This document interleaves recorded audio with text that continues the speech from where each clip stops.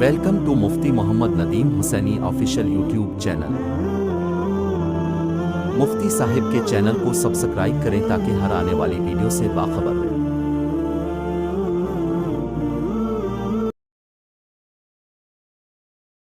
تو وَيَسْأَلُونَكَ عَنْ ذِي الْقَرْنَيْنِ، اللہ رب العالمین فرماتے ہیں کہ اے محبوب صلی اللہ علیہ وسلم، یہ آپ سے ذو القرنین کے بارے میں سوال کرتے ہیں۔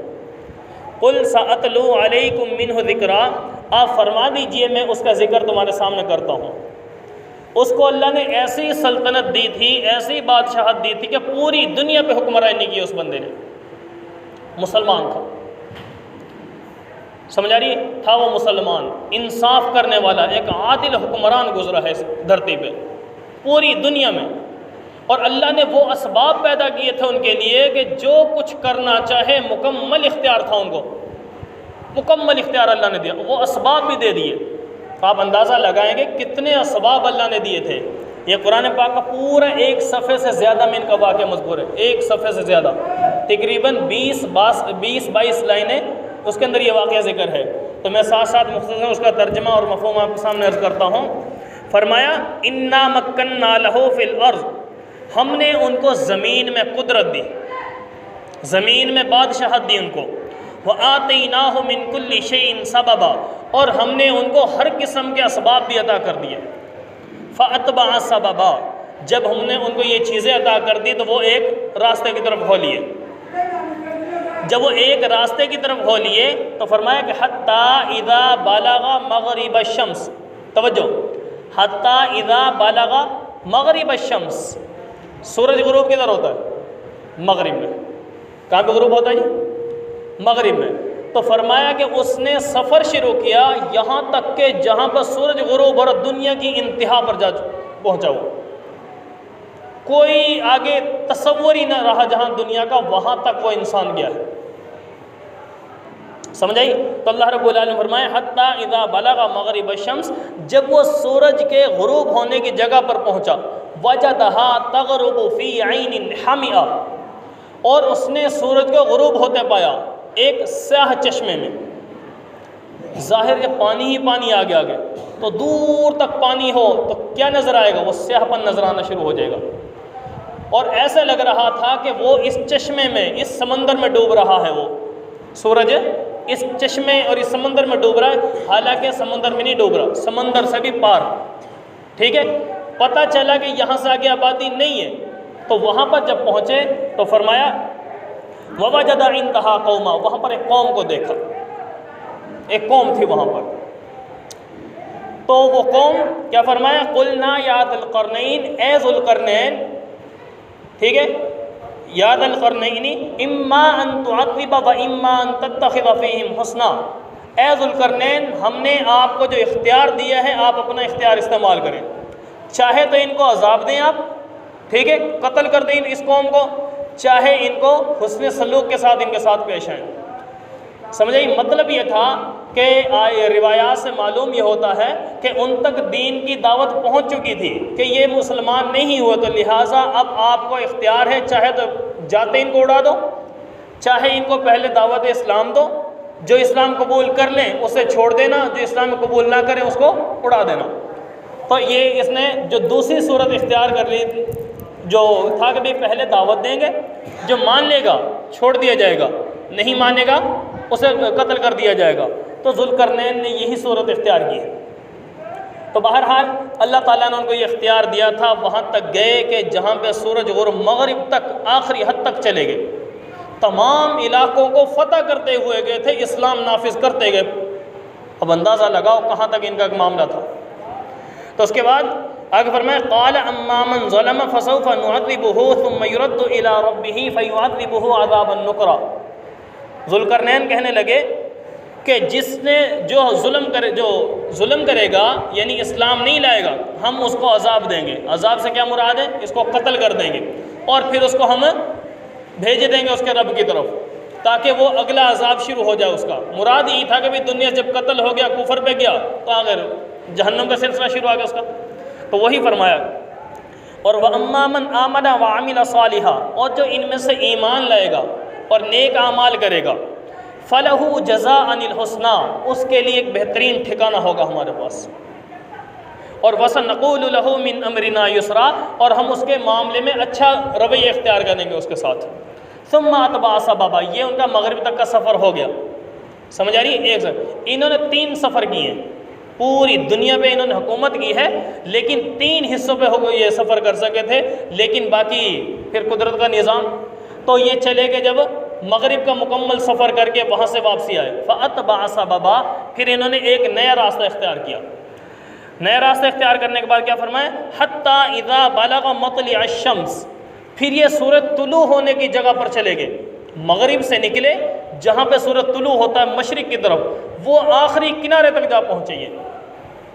اب وہاں سے چلے، تمام علاقوں کو فتح کرتے ہوئے گئے ہیں تو وہاں تک، اور وہاں پر بھی ایک قوم کو پایا، سمجھا رہی ہے کہ وہاں پر بھی قومیں آباد تھیں۔ تو بہرحال فرمایا کہ حتیٰ اذا بلغ مطلع الشمس وجدها تطلع على قوم، کہ ان کے اوپر سورج طلوع ہوتا تھا، جہاں سے سورج نکل رہا ہے ان کے سر کے اوپر سے گزرتا، تو کیا فرمایا آگے؟ علی قوم لم نجعل لهم من دونها سترا، وہاں کے جو لوگ تھے وہ بغیر چھتوں کے رہتے تھے، وہاں کے جو لوگ ہیں ان کے اوپر کوئی، ہم نے ان کے درمیان کوئی چھت وغیرہ سائبان نہیں بنایا، سورج سے پردہ نہیں تھا ان کے اوپر، تو گویا ایسے ہی بیابانوں میں وہ رہتے تھے بغیر چھت کے، سمجھ آ رہی ہے؟ تو اللہ نے یہی فرمایا کذالک وقد احطنا بما لدی خبرا، اور کہ وہ تمام کی تمام خبریں ہمارے پاس موجود تھیں، ان کے حالات معلوم تھے ہمیں۔ ثم اتبع سببا، یہ وہ سفر بھی اختیار کر لیا، اب اس کے بعد تیسرا سفر انہوں نے اختیار کیا ہے، ثم اتبع سببا، پھر ایک نئے راستے پہ ہو لیے۔ اب وہ جو نیا راستہ ہے نا، نیا راستہ، اس کی قرآن نے وضاحت نہیں کی کہ وہ کون سا ہے، شمال کا ہے یا جنوب کا ہے، لیکن روایات میں جو آتا ہے ان علاقوں کی کیفیات جو بتائی گئی ہیں اس سے پتہ یہ چلتا ہے کہ وہ اس طرف کا علاقہ ہے، شمال کا، سمجھ آ رہی ہے؟ تو یہ 3 سفر اس ذوالقرنین بادشاہ کے تھے کہ پہلے مغرب تک کا سفر کیا، بالکل آخری کنارے پہ دنیا کے پہ چلا گیا، دوسرا سفر انہوں نے کیا، وہاں سے چلے مشرق، بالکل آخری کنارے پہ چلے گئے، اس کے بعد انہوں نے وہاں سے سفر اختیار کیا تو بالکل یہ فلسطین کی طرف چلے گئے جہاں پہ بیت المقدس ہے، اس طرف کا انہوں نے رخ اختیار کیا۔ تو فرمایا کہ وہاں پر یہ معاملہ ہوا ہے جو ذوالقرنین کا اور یاجوج ماجوج کا معاملہ آیا ہے، وہ کہاں پر ہیں؟ وہ اس طرف کے علاقوں میں ہے۔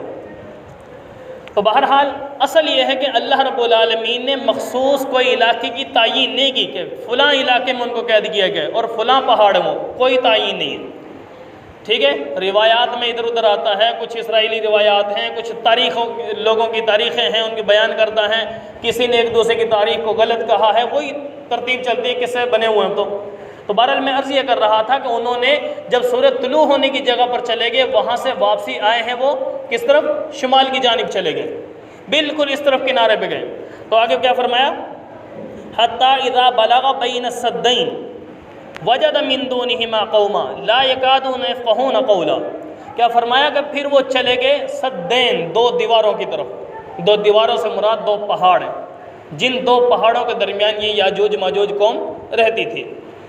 تو یہ فسادی لوگ تھے، شرارتی لوگ تھے، خون ریزی کرنا ان کا عام مشن تھا ان کا، اور وحشی جانوروں مطلب وحشیانہ حرکتیں ان کی تھی، انسانیت نام کی چیز ان کے اندر نہیں رہی تھی، ہیں انسانیت لیکن فسادی قسم کے، اور کافر ہیں یہ، مسلمان نہیں ہیں، شرارتیں کوٹ کوٹ کر گویا ان کے اندر بھری ہوئی ہیں، ایسے لوگ تھے یہ، ہیں یہ انسان ہی۔ نوح علیہ السلام کے ایک بیٹے تھے یافس، تو یافس کی اولاد ہے یہ یاجوج ماجوج، سمجھا رہی ہے؟ قرآن پاک میں کئی جگہ پہ ان کا ذکر آیا ہے کہ اللہ رب العالمین نے ان کو قید کیا ہوا ہے اور قیامت کے قریب ان کو چھوڑا جائے گا۔ اچھا، جب یہ گئے ہیں یہاں سے ذوالقرنین، یہ جب گئے ہیں تو وہاں پر اس پہاڑ سے بالکل شروع میں ہی، ان 2 پہاڑوں سے پہلے ایک قوم آباد تھی، اس قوم نے ان کا استقبال کیا اور دیکھا کہ بھئی یہ بڑا طاقتور اور مضبوط بادشاہ ہے، اس کے پاس تمام کے تمام اسباب ہیں، تو انہوں نے عرض کی تھی کہ حضرت آپ ایک ہمارے اوپر ایک احسان کر دیں تو آپ کی بہت مہربانی ہوگی۔ کیا؟ کہ یہ لوگ ایسے ہیں کہ ہمیں تنگ کرتے ہیں، جب جس کا دل چاہا نکل آیا اور 2-4 کو اڑا کے چلا گیا ہم میں سے، شرارت ہے نا، کوئی روک ٹوک نہیں تھی، ان سے یہ مقابلہ کر نہیں سکتے تھے ادھر یہ قوم والے، بس جب جس کا دل چاہا وہاں سے آیا اور 2-4 کو 10-20 کو اڑایا، یعنی قتل کیا، خون ریزی کی اور چلا گیا۔ سمجھ آ رہی ہے؟ اس طرح کے ان کے حالات تھے، بڑا انہوں نے تنگ کیا ہوا تھا ان لوگوں کو۔ تو بہرحال انہوں نے پھر اس سے عرض کیا تھا ذوالقرنین سے کہ آپ ہمارے اور ان کے درمیان ایک دیوار قائم کر دیں تو آپ کا ہم پر یہ احسان ہوگا۔ تو ذوالقرنین نے اس وقت ان سے کہنے لگے آپ اگر یہ احسان کریں گے تو ہم آپ کو اجرت بھی دے دیں گے، اس کی اجرت ہم دے دیں گے آپ کو، مطلب جو آپ کا خرچہ بنے گا ہم دینے کو تیار ہیں، لیکن اتنا احسان ہمارے اوپر کر دیجئے۔ تو ذوالقرنین یہ فرمانے لگے، اچھا یہ لوگ ایسے تھے، ایک بات تو ان کی کہ یہ جو قوم تھی نا وہاں پر جو ان کو موجود وہاں پر پائی، فرمائے لا یکادون یفقہون قولا، ان کی زبان کوئی عجیب زبان تھی جو کسی نے کبھی سنی نہیں تھی، نہ کسی کو سمجھ آتی تھی، آپس میں بس زبان ہی ایسی، ظاہر اس دنیا میں کتنی زبانیں، لیکن ان کی زبان کوئی سمجھنے والے وہ نہیں تھی جو یہ لشکر گیا تھا ذوالقرنین رحمہ اللہ کا۔ تو بہرحال جب یہ گئے ہیں وہاں پر، بہرحال یا تو اس کے بارے میں آتا ہے، روایات میں آتا ہے کہ بھئی اشاروں سے بات کی ہے، سمجھ آ رہی ہے، یا پھر یہ ہے کہ کوئی ترجمان مل گیا ہوگا۔ تو ظاہر ان کا جو گپ شپ ہوئی ہے، معاملہ ہوا ہے کہ بھئی آپ یہ دیوار قائم کریں، یا تو یہ اشاروں کے ذریعے ہوا ہے یا پھر کوئی ترجمان کے ذریعے۔ قرآن کہتا ہے لا یکادون یفقہون قولا، ان میں بات سمجھنے کی صلاحیت ہی نہیں تھی، سمجھ آ رہی ہے۔ تو اللہ رب العالمین نے بہرحال ذوالقرنین کے ذریعے سے یہ معاملہ کیا، تو کیا فرمایا گیا قالوا یا ذی القرنین ان یأجوج ومأجوج مفسدون فی الارض، وہ قوم کہنے لگی اے ذوالقرنین بے شک یاجوج اور ماجوج مفسدون فی الارض، زمین میں فساد مچاتے ہیں، خون ریزی کرتے ہیں، قتل و غارت کرتے ہیں یہ، فہل نجعل لک خرجا، کیا ہم آپ کو کچھ اجرت جمع کر دیں آپ کے لیے، علی ان تجعل بیننا و بینہم سدا، کہ آپ ہم سے وہ اجرت وصول کر لیں اور اس کے بدلے آپ ہمارا یہ کام کر دیں کہ بیننا و بینہم سدا، ہمارے اور ان کے درمیان دیوار کھڑی کر دیں تاکہ یہ ہماری طرف آ نہ سکے۔ تو اس وقت ذوالقرنین آگے سے کیا فرمانے لگے، کیا فرمائے قال ما مکنی فیہ ربی، میرے رب نے مجھے زمین میں قدرت دی ہے، مجھے طاقت دی ہے، خیر وہ مجھے لیے بہت بہتر ہے، وہ فاعینونی بقوہ، آپ میری مدد کر سکتے ہیں تو افرادی مدد کر دیں، میری جو تمہارے طاقت میں ہے وہ تم کر دیں، باقی تم سے اسباب بھی نہیں لیتا میں، ٹھیک ہے، جو خرچہ ہوگا وہ بھی نہیں تم سے لیتا، کیوں؟ اس لیے کہ اللہ رب العالمین نے بادشاہت پوری دنیا کی دے رکھی تھی، وہ تمام کے تمام اسباب جو کچھ بھی اس پر خرچے ہونے تھے تمام کے تمام کرنے کو ہم تیار ہیں، لیکن آپ اتنا کر لیں کہ ہمارے ساتھ افرادی قوت بھیج دیں تاکہ وہ ہمارے ساتھ کام کرے۔ تو جب یہ معاملہ طے ہو گیا ان کا، تو ذوالقرنین نے اس وقت ان سے سوال کیا کہ یہاں پر کوئی چادریں میسر ہیں، لوہے کی چادریں، بڑی بڑی چادریں، اس وقت دو پہاڑوں کے درمیان بڑا لمبا فاصلہ تھا، جو یہ ایک بیچ میں گھاٹی تھی نہیں خالی تھی، بڑا لمبا فاصلہ تھا، تو اس کی تقریباً 60 میل کے قریب، یہ 40 میل کے قریب بھی آتا ہے روایات میں کہ بھئی اتنی لمبی یہ دیوار تھی جو بنائی گئی ہے، اور 10 فٹ کے قریب اس کی وہ مقدار ہے کہ بھئی یہ موٹی کتنی ہے، 10 فٹ کے قریب موٹی ہے یہ، اور 30 فٹ کے قریب اونچی ہے یہ، اور بعض نے کہا ہے نہیں جتنے اونچے پہاڑ تھے ان پہاڑوں کے برابر اس کو اونچا کیا گیا ہے۔ تو ذوالقرنین نے اس وقت ان سے کہا تھا کہ تم قوت کے ساتھ میری مدد کرو، اور کیا فرمایا آتونی زبر الحدید، میرے پاس لوہے کی چادریں لے کر آؤ، آتونی زبر الحدید، میرے پاس لوہے کی چادریں لے کر آؤ تم، وہ چادریں منگوائیے، پھر دونوں پہاڑوں کے درمیان ان چادروں کو لگایا گیا۔ بالفاظ دیگر آسانی کے لیے آج کے دور کی میں مثال دے دوں، شٹرنگ کی ہے، سمجھ آئی کہ وہ سائڈوں پہ چادریں کھڑی کر کے درمیان میں بھی لوہا استعمال ہوا، جیسے وہ سریا وغیرہ لگاتے ہیں نا، خلا بیچ میں رہ جاتا ہے، اس وجہ سے میں نے کہا کہ وہ اس میں وہ چیزیں جوڑی ہیں۔ پھر انہوں نے آگے سے کہا آگے سے اس کے اندر یہ ہم تو وہ بجری سیمنٹ مسالہ وغیرہ یہ چیزیں ہم ڈال دیں نا، انہوں نے یہ نہیں ڈالا، اس دیوار کے اندر انہوں نے پگھلا ہوا تانبا ڈالا انہوں نے۔ اب اندازہ لگاؤ دیوار کتنی موٹی، کتنی لمبی، کتنی اونچی دیوار قائم کی ہے انہوں نے، تو سارے اسباب تھے ان کے پاس، ان کے لیے کوئی مشکل نہیں تھی۔ اور کہا کہ وہ جو چادریں لے کے آنی نا تم نے اس کے پیسے بھی میں دوں گا. سمجھائی کہ بڑی بڑی چادریں آئی تھی اس وقت, کتنا سفر ہوگا ظاہر ہے, 60 کلومیٹر کے قریب, یہ 60 میل کے قریب ہے. تو فرمایا کہ یہ چادریں تم لے کر آؤ, میں تمہارے لیے ان کے درمیان دیوار قائم کر دیتا ہوں. اور اس کے بعد کیا فرمایا, آتونی زبر الحدید حتی اذا ساوا بین الصدفین, جب وہ چادریں برابر ہو گئی ہیں دونوں پہاڑوں کے برابر, اور فرمایا قال انفخوا, اب ان کے درمیان آگ دہکائی گئی. اس جو دیواریں بنائی تھی وہ لوہے کی, ان کو گرم کیا کہ جب وہ آگ بن گئی, حتی اذا جعلہ نارا, یہاں تک کہ وہ ایسے ہوگی جیسے آگ. پھر کیا فرمایا, افرغ علیہ قطرا, اب اس کے اوپر قطر ڈالو.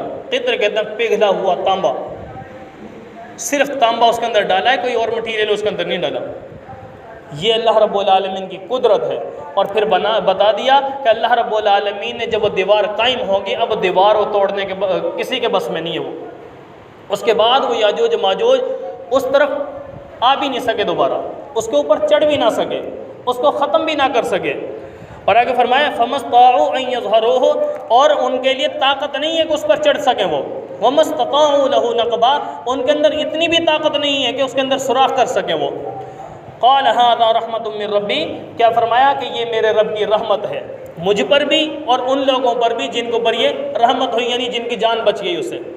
اور آگے کیا فرمایا, فَإِذَا جَاءَ وَعْدُ رَبِّي جَعَلَهُ دَكًّا, جب میرے رب کا سچا وعدہ آ جائے گا, مطلب قیامت آ جائے گی, تو وہ اس کو برابر کر دے گا, گرا دے گا. اس وقت یہ ٹوٹ جائے گی, اس سے پہلے نہیں ٹوٹے گی. وَكَانَ وَعْدُ رَبِّي حَقًّا, اور میرے رب کا وعدہ سچا ہے. وَتَرَكْنَا بَعْضَهُمْ يَوْمَئِذٍ يَمُوجُ فِي بَعْضٍ, اور یہاں پر اللہ نے فرمایا کہ پھر ہم ان کو جب چھوڑیں گے نا, وہاں سے نکالیں گے, تو وہ اتنی کثرت میں ہوں گے, اتنی تعداد ہوگی ان کی, کیا میں آپ کو بتاؤں. فرمایا کہ ایک دوسرے میں گھس جائیں گے وہ, ایک دوسرے میں پوری دھرتی پہ پھیل جائیں گے وہ. اور جب وہ نکلیں گے وہاں سے, اچھا اس سے پہلے یہ ہے کہ یہ دیوار کو نا روزانہ چاٹتے ہیں. کھانے بھی کہا ہے لوگوں نے, توڑنا بھی کہا ہے اس کو, لیکن اللہ رب العالمین نے بعض قوموں کے اوپر نا ایسی بیماری, ایسی سزا کوئی نہ کوئی ان کے اوپر مسلط کر دیتے ہیں کہ ان کا دماغ کام نہیں کرتے, پھر وہ اپنی سزا کو اپنے لیے پتہ نہیں کیا کچھ سمجھ رہے ہوتے ہیں. سمجھ آئی؟ تو اس لیے سادہ سی مثال ہمارے زمانے میں ہیں, آپ اشارہ ہی کافی ہے, سمجھ گئے ہوں گے. تو ان کی میں مثال عرض کر دوں. ان کا کیا ہے, اب ان کو پتہ بھی ہے کب سے وہ توڑنے میں لگے ہوں, بالکل جب اتنا سا سوراخ رہ جاتا ہے نا, تھوڑی سی آڑ بیچ میں رہ جاتی ہے کہ ان کو اگلے وقت اگلی طرف کی روشنی نظر آنا شروع ہو جاتی ہے, تو پھر وہاں سے پیچھے ہٹ جاتے ہیں, شام ہو جاتی ہے, اور کہتے ہیں چلو بھئی یہاں سے پھر کل شروع کریں گے. اللہ تعالیٰ وہ دیوار کو دوبارہ پھر ایسے ہی کر دیتے ہیں رات میں. اب صبح ہوتی ہے پھر شروع ہو جاتے ہیں. اب ان بیوقوفوں کی عقل ماری ہوئی ہے, جب پتہ ہے کہ بھئی نہیں ہو رہا تو چھوڑ دو, پر یہ اللہ نے ان کے اوپر مسلط ہی ایسا کر دیا کہ یہ سوچ ان کے دماغ میں آئے گی نہیں. اور دوسرا, ایسے ایسے اسباب ہیں ان کے پاس, اس یاجوج ماجوج کے پاس ایسے ایسے ہر قسم کے اسباب موجود ہیں. اللہ یہ فرمایا کہ بھئی اللہ نے یہ بھی ان کے دماغ سے سلب کر لی ہے, بات نکال لی کہ وہ یہ سوچ سکے ہم اوپر ہی چڑھ جائیں. کیا اتنی بڑی ہوگی, وہ پہاڑوں کے اوپر چڑھ نہیں سکتے, چڑھتے ہیں پہاڑوں پہ, قومیں آباد ہیں ان کی, لیکن یہ بات ان کے دماغ سے اللہ نے نکال لی, یہ سوچ ہی نہیں سکتے کہ بھئی ہم ادھر سے اوپر سے کراس کر جائیں, کوئی اسباب کوئی سیڑھی ایسی بنا لیں. بھئی کون سی آسمانوں کا لگی ہے دیوار, بس اللہ رب العالمین نے ان کے اس ظلم کو ایسا قید کیا ہے. تو جب یہ ہوگا کہ یہ وقت آئے گا وہ قیامت کا, جس وقت ان کو آزادی ملے گی, تو وہاں سے جب یہ نکلیں گے, اللہ رب العالمین نے فرمایا, حدیث کا مفہوم ہے, نبی علیہ الصلوۃ والسلام فرماتے ہیں کہ اللہ رب العالمین قیامت کے دن فرمائیں کہ میں ان کی تعداد کا تو میں اندازہ بتا رہا ہوں, تعداد کتنی ہے. بخاری اور مسلم کی روایت میں ہے, نبی اکرم صلی اللہ علیہ وسلم نے فرمایا, اللہ رب العالمین فرمائیں گے آدم اپنی اولاد میں سے جہنم کا حصہ نکالو. وہ پریشان ہوں گے, اللہ جہنم کا حصہ, ہاں جہنم کا حصہ نکالو. کتنا جی؟ اللہ رب العالمین بتائیں گے کہ 1000 میں سے ایک بندہ جنتی اور 999 جہنمی ہوں گے. ان کی تعداد کا اندازہ بتا رہا ہوں میں آپ کو.